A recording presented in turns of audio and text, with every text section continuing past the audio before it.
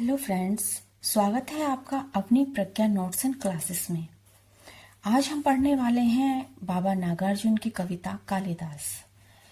बाबा नागार्जुन के विषय में थोड़ा सा हम जान लेते हैं। इन्हें जन कवि कहा गया है और इनका जन्म 30 जून 1911 को मधुबनी बिहार में हुआ था। और ये बहुत ही फक्कड़ स्वभाव के थे, घुमक्कड़ी स्वभाव के थे। और क्योंकि इन्होंने जन भावनाओं को अपनी काव्य में बहुत संजीदगी से उकेरा, तो इसलिए इनको जन कवि भी कहा गया। तो आज जो हम बहुत उल्लेखनीय कविता जो इनकी पढ़ने वाले हैं, कालिदास। यहाँ पर मैं ये बात स्पष्ट कर देना चाहूंगी कि ये जो कविता है कालिदास, ये हिंदी साहित्य बीए और एमए दोनों में सम्मिलित है। और साथ ही ये भी आपको पता होना चाहिए कि यूजीसी नेट के पाठ्यक्रम में भी ये कविता निर्धारित है। तो बहुत ही महत्वपूर्ण कविता है, इसे ध्यान से पढ़ लेंगे। ये कविता हमें अच्छे से समझ आए, इसलिए जैसा हम करते हैं, सबसे पहले इसके महत्वपूर्ण तथ्यों को जान लेते हैं। कालिदास 1938 में बाबा नागार्जुन द्वारा रचित बहुत ही उल्लेखनीय कविता है। और जो इनका कविता संग्रह है सतरंगी पंखों वाली, जो कि 1959 में प्रकाशित हुआ, उसमें ये संकलित है। और नागार्जुन की अनेक कविताओं में कालिदास काव्य के प्रसंगों के संकेत हम यहाँ जान लेंगे कि बाबा नागार्जुन जो थे वो कालिदास के बहुत बड़े प्रशंसक थे, कालिदास से बहुत ज्यादा प्रेरित थे। तो इनकी बहुत सारी काव्य रचनाओं में कालिदास ने जो काव्य रचनाएं की हैं, काव्य सृजन किया है, उसमें रचित जो पात्र हैं, जो प्रसंग हैं, उनका बहुत बार संकेत मिलता है। कालिदास के प्रति कवि का अतुलित श्रद्धा भाव, और वो इसलिए क्योंकि कालिदास के प्रति नागार्जुन बहुत ज्यादा श्रद्धा भाव रखते हैं। प्रस्तुत कविता के केंद्र में कालिदास की 3 रचनाओं में वर्णित प्रसंग। यहाँ पर ये बात हम बहुत अच्छे से अपने दिमाग में बिठा लेंगे कि ये जो कविता है कालिदास, इसमें 3 प्रसंग दिए हुए हैं। और जब तक हम इन तीनों प्रसंगों की कथा को नहीं जान लेते, तब तक हम इस कविता का अर्थ नहीं समझ पाएंगे। तो वो 3 प्रसंग कौन से हैं मैं बताती चलूंगी, और साथ में उनसे जुड़ी हुई जो कथा है, जो कहानी है, उसको सुनाती चलूंगी। और उसके बाद हम मूल कविता पढ़ेंगे, ताकि आपको एकदम से समझ आ जाए। तो जो कविता है कालिदास, इसमें अच्छा, कालिदास से परिचित हैं आप? कालिदास कौन थे? कालिदास संस्कृत साहित्य के विद्वान थे और जिन्होंने कई कालजयी महाकाव्यों की रचना की, जैसे रघुवंशम, कुमार संभव, मेघदूतम, मालविका अग्निमित्रम और विक्रमोर्वशीय और अभिज्ञान शाकुंतलम। तो बहुत सारे कालजयी उपन्यास उनके द्वारा रचित किए गए हैं। अब इस कविता में कालिदास जो इन्होंने लिखी है, इसमें कालिदास रचित 3 महाकाव्य, जिनके नाम मैं बताती चलूंगी। पहला है रघुवंशम, दूसरा कुमार संभव और तीसरा मेघदूतम। इस कविता में 3 ही प्रसंग दिए गए हैं और तीनों ही प्रसंग इन महाकाव्यों से संबंधित है। यदि हमें इनकी कथा मालूम होगी, तो हम कविता में आए उन प्रसंगों को भी स्पष्ट अच्छे से समझ पाएंगे। तो जो पहला रघुवंशम का इसमें प्रसंग दिया गया है, अज और इंदुमती प्रसंग। अज और इंदुमती राजा अज सूर्यवंशी राजा हैं, और जो इंदुमती हैं वो बहुत सुंदर राजकुमारी हैं, जो कि राजा अज की पत्नी है। राजा अज भगवान श्री राम के दादाजी हैं, अर्थात राजा दशरथ के पिता हैं। और उनके दाम्पत्य का इतना सुंदर, इतना आदर्श वर्णन रघुवंशम में कालिदास ने किया है कि वो एक आज भी उन्हें एक आदर्श के रूप में हमें समझना चाहिए। तो उससे जुड़ी हुई कथा ये है कि महाराज अज अपनी पत्नी इंदुमती से बहुत प्रेम करते थे। एक बार वो वन विहार के लिए इंदुमती के साथ वनों में गए हुए थे। तो उसी समय देवर्षि नारद, जैसे कि आपने देखा होगा कि वीणा उनकी एक आदत थी कि वो वीणा हमेशा वीणा को लेकर चलते थे, और उनकी वीणा के ऊपर एक पुष्पों की माला रहती थी। तो जब वो आकाश मार्ग से जा रहे थे तो हवा के वेग से, हवा के झोंके से वो पुष्पों की माला पृथ्वी पर गिर पड़ी, वीणा से उछटकर पृथ्वी पर गिर पड़ी, जो कि इंदुमती के हृदय पर लगी। उनके हृदय पर लगते ही इंदुमती इतनी सुकोमल थी कि उन्हें हृदयाघात हो गया और उनकी मृत्यु हो गई। तो उनकी मृत्यु होने पर राजा अज ने जो विलाप किया, जो करुण क्रंदन किया, उसका जो वर्णन है वो इस जो कविता है हमारी कालिदास, इसमें पहला ही प्रसंग, पहले ही स्टैंजा में इस प्रसंग का वर्णन है। दूसरा प्रसंग है कुमार संभव से। कुमार संभव की कथा इस प्रकार है कि एक असुर था, तारकासुर। तो उसके आतंक से सारे देवता त्रस्त हो गए। तो ब्रह्मा जी ने सारे देवता ब्रह्मा जी के पास आए कि क्या उपाय किया जाए कि इस तारकासुर का वध हो सके। तो ब्रह्मा जी ने उनको बताया कि केवल और केवल शिव जी का पुत्र ही ऐसा है जो तारकासुर का वध कर सकता है। अब शिव जी का पुत्र हो, इसलिए शिव जी का विवाह किस प्रकार हो, क्योंकि वो साधना में लीन थे। तो देवताओं ने ये योजना बनाई कि भगवान शिव के हृदय में प्रेम के भाव उत्पन्न किए जा सकें और वो पार्वती जी से विवाह के लिए तत्पर हो सकें। तो इसलिए उन्होंने कामदेव को भगवान शिव की तपस्या भंग करने के लिए, उनकी साधना भंग करने के लिए भेजा। तो जब कामदेव शिव जी की तपस्या भंग करने के लिए गए और उन्होंने पुष्प बाण उन पर प्रहार किया भगवान शिव पर, तो उनकी साधना टूट गई और उनका तीसरा नेत्र खुल गया। भगवान शिव को इतना क्रोध आया, इतने क्रोधित हुए कि उनका तीसरा नेत्र खुल गया, और पत्तियों के पीछे जो कामदेव छुपे हुए थे उन पत्तों में, उस वृक्ष में भी आग लग गई और उस प्रचंड ज्वाला ने कामदेव को भस्म कर दिया। कामदेव के भस्म होने पर जो उसकी पत्नी थी रति, वह बहुत ही कारुण्य की विलाप करती है। तो उसके विलाप का जो प्रसंग है, कुमार संभव का ये प्रसंग है, जो कि कालिदास कविता में दूसरे स्टैंजा में आया हुआ है। अब मेघदूत का प्रसंग, इसकी मेघदूत की कथा क्या है? मेघदूत के यक्ष की विरह व्याकुलता का प्रसंग है। मेघदूत जो यक्ष और यक्षिणी है, वो यक्ष जो थे उनका नया नया विवाह हुआ था और वो कुबेर की सेवा में तत्पर थे। तो उनका क्या काम था कि जो महाराज कुबेर थे वो सुबह रोज भगवान की पूजा आराधना करते थे और उसमें उन्हें कमल अर्पित करते थे। तो जब तो यक्ष का कार्य था कि वो सुबह सुबह ही जब कमल खिलते हैं, पुष्प तोड़ के उनके कुबेर के आने से पहले जो पूजा स्थल है वहां पर रख देते थे, जिससे कि उनको कोई कष्ट ना हो कुबेर महाराज को, और वो अपनी पूजा अच्छे से कर सकें।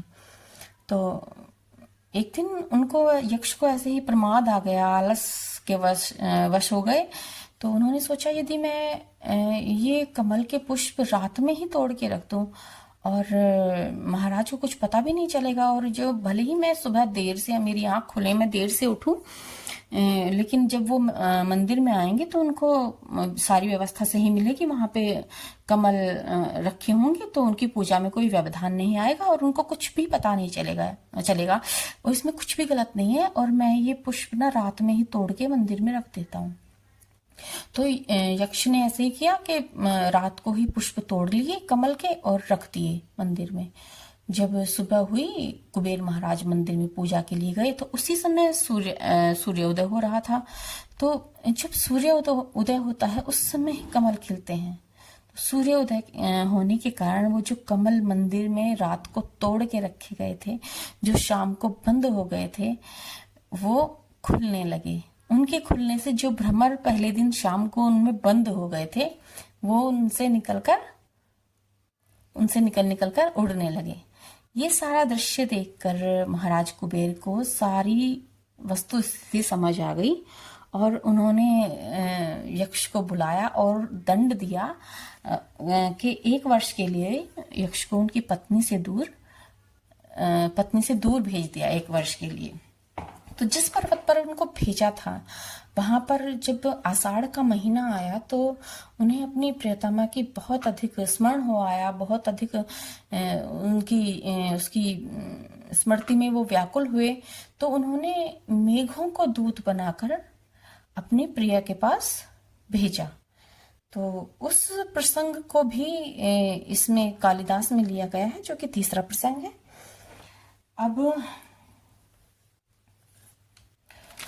अब हम देखें। और हाँ, प्रस्तुत कविता में कवि कालिदास से सृजन कर्म में निहित उनकी पीड़ा के विषय में प्रश्न कर रहे हैं।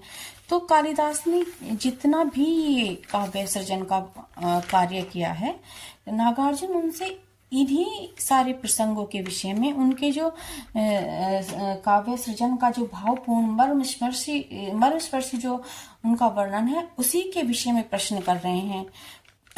कहने का अर्थ यह है कि नागार्जुन को ये लगता है कि जितने मार्मिक तरीके से उन्होंने अपने जो पात्र हैं उनकी पीड़ा का वर्णन किया है, तो लगता नहीं है कि कोई इस तरह से इतना मार्मिक वर्णन कर सकता है जब तक कि उसने उस पीड़ा को स्वयं न भोगा हो।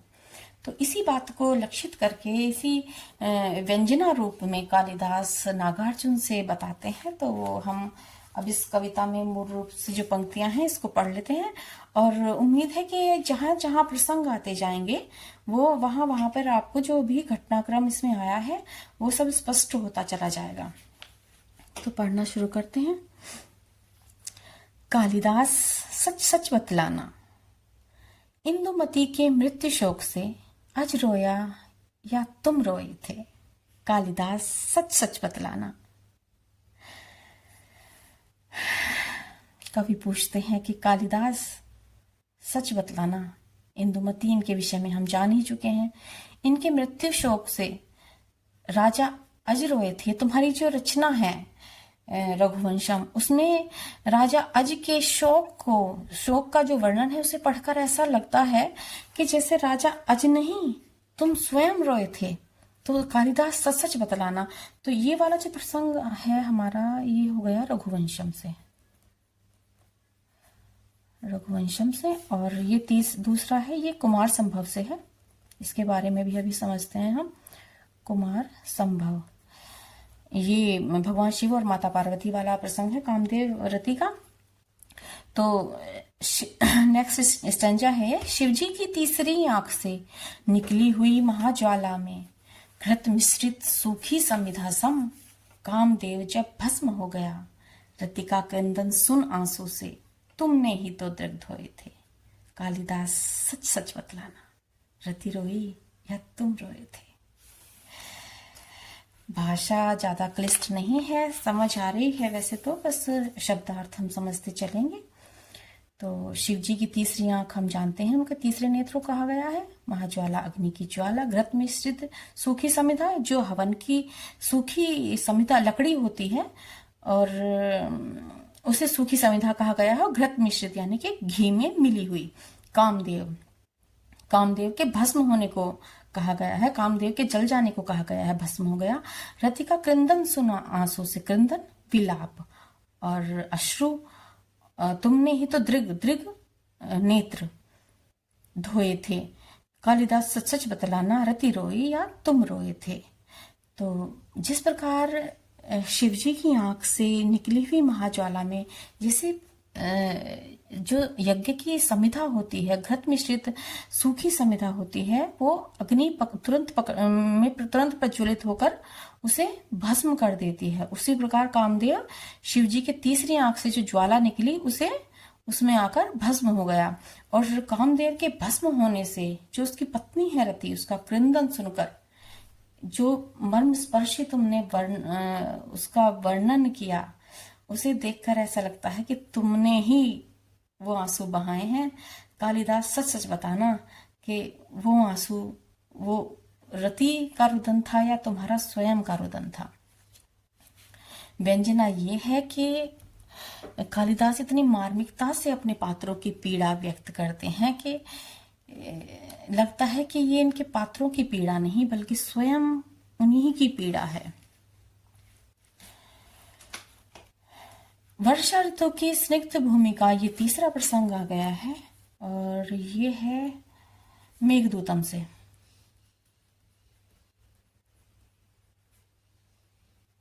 ये प्रसंग है मेघदूतम से। तो वर्षा ऋतु की स्निग्ध भूमि का प्रथम दिवस आषाढ़ मास का, देख गगन में श्याम घन घटा, विधुर यक्ष का मन जब उछटा। वर्षा ऋतु, बरसात, स्निग्ध, कोमल। प्रथम दिवस, पहला दिन आषाढ़। आषाढ़ सावन से पहला जो महीना आता है आषाढ़। और गगन, आकाश, श्याम घन घटा, काली घटाएं, विधुर यक्ष। विधुर यक्ष जिसकी यहाँ पर विधुर यक्ष से तात्पर्य है जो अपनी पत्नी से जिसका वियोग हो गया है। मन जब उछटा यानी कि मन उसका उद्वेलित हुआ। खड़े खड़े तब हाथ जोड़कर चित्रकूट से सुभग शिखर पर यानी कि ऊंची चोटी पर उस बेचारे ने भेजा था जिनके ही द्वारा संदेशा। और किनके द्वारा संदेशा भेजा था यक्ष ने? यक्ष ने भेजा था पुष्करावर्त मेघ। यक्ष ने मेघों को दूत बनाकर अपनी प्रिया के पास भेजा था। तो नागार्जुन पूछते हैं कि उन पुष्करावर्त यानी कि पुष्कर पोखर से जो मेघ उठे थे, क्या ये बताना कि क्या सच में कालिदास तुम भी उनके साथ थे, उनके साथी थे? पर पीड़ा से पूर्व पूर्व हो, दूसरे की पीड़ा से पूर्व पूर्व होकर यानी कि थक कर, पूरी तरह थक कर, पर पीड़ा से पूर्व पूर्व हो यानी कि पीड़ा से भर भर कर, थक कर और चूर चूर हो। और उस पीड़ा में थक कर चूर चूर होकर अमल धवलगिरी के शिखरों पर प्रियवर तुम कब तक सोए थे? रोया यक्ष कि तुम रोए थे। कालिदास, सच सच बतलाना। तो यहाँ ये नागार्जुन पूछ रहे हैं कि दूसरों की पीड़ा से पूरी तरह भरकर, थक कर और अमल धवल, अमल मतलब पवित्र, धवलगिरी श्वेत रंग की गिरी, पर्वतों की चोटियां, शिखरों पर्वतों की चोटियां। तो ऐसे धवल पवित्र पर्वत के शिखर पर प्रिय तुम ये बताओ कि तुम उस पीड़ा से थक कर, जब तुम थक कर चूर चूर हो गए तो तुम वहां कब तक सोए थे? और रोया यक्ष कि तुम रोए थे। कालिदास, सच सच बतलाना। तो व्यंजना यही है कि जो कालिदास हैं उन्होंने अपने इन पात्रों, जो इनके महाकाव्यों में पात्र हैं, इनकी पीड़ा को इतने मर्मस्पर्शी रूप में व्यक्त किया है कि ऐसा लगता है कि जैसे ये आपकी स्वयं की पीड़ा है, ना कि उन पात्रों की। व्यंजित भाव यही है कि कवि जब भी कोई सृजन कर्म करता है तो जिस पीड़ा को, जिस भाव को उसे अभिव्यक्त करना होता है अपने साहित्य के माध्यम से, पहले उस पीड़ा को, उस भाव को वह अपने भीतर भोगता है। न जाने कितने पात्रों की पीड़ाएं कवि को भोगनी पड़ती हैं। तो यही इस कविता का मूल उद्देश्य है, ये व्यंजित करके ये बताना कि कालिदास अपने पात्रों की पीड़ा को कितने मार्मिक तरीके से उन्होंने भावपूर्ण तरीके से सृजित किया है। तो आज के लिए बस इतना ही। उम्मीद है कि ये कविता इसे आपने अच्छे से समझ आई होगी। और अगर कोई डाउट हो तो कमेंट सेक्शन में जाकर पूछ सकते हैं। तब तक के लिए लाइक करें, सब्सक्राइब करें, अपने फ्रेंड्स को शेयर करें। मिलते हैं कल नए टॉपिक के साथ। Bye bye.